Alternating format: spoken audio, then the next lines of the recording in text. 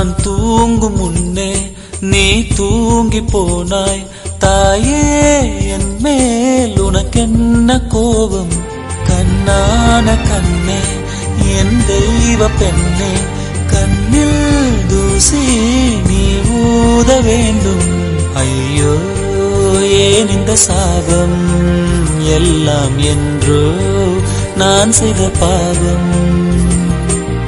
பகலும் இரவாகி பயமானதே அம்மா, விளக்குன் துணையின்றி இருளானதே. உயிரின் ஒரு பாதி பறிபோனதே அம்மா, தனிமை நிலையானதே. அம்மா அம்மா நீ எங்க அம்மா, உன்னை விட்டா எனக்கு அரு அம்மா.